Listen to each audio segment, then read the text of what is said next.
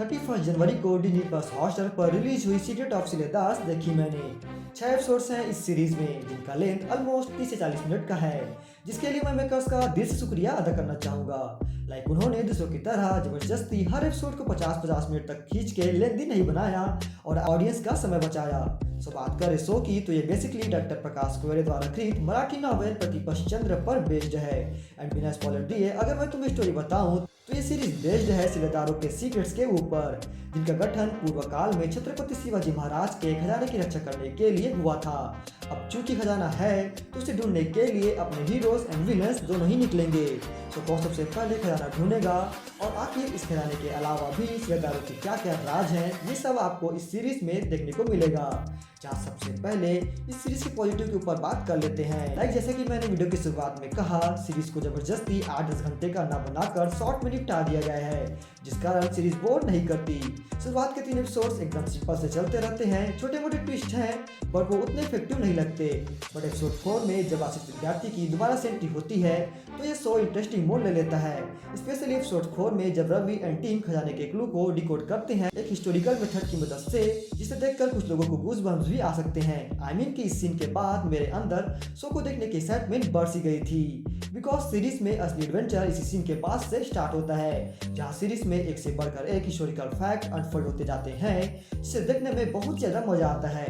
And sometime it's blow your mind कि यार क्या ही बुद्धि क्षमता हो सकती थी उस जमाने के लोगों के पास। जहाँ सीरीज में दिखाए जाने वाले मेजॉरिटी फैक्ट्स छत्रपति शिवाजी महाराज के शासनकाल के समय से जुड़े हुए हैं।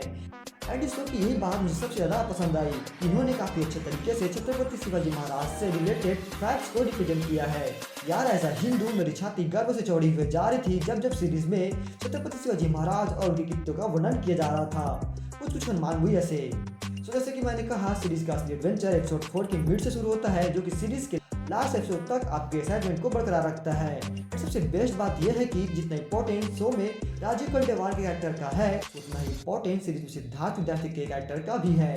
राजीव की अपेक्षा बहुत कम स्क्रीन टाइम है सिद्धार्थ का, एंड उतना ज्यादा डेप्थ भी नहीं दी गई है उनको। बट एक पर्टिकुलर सीन ऐसा है सीरीज में जिसने इस कैरेक्टर को मेमोरेबल बना दिया है।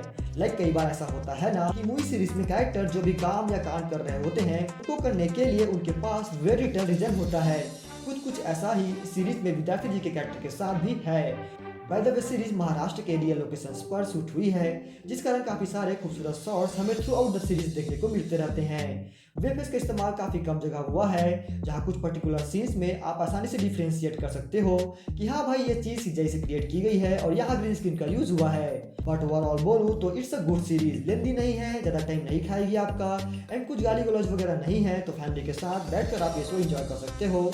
बच्चों के साथ बैठकर देखना, बिकॉज उनको ऐसे कंटेंट ज्यादा पसंद आते हैं। बट एक बात जरूर है कि अगर आप एक सिनेफाइल हो और आप ऑलमोस्ट सारे जॉनर्स के कंटेंट देखना पसंद करते हो तो इस सीरीज में कुछ ओवर द टॉप या ऐसी आउटस्टैंडिंग फीलिंग्स आपको नहीं आएगी।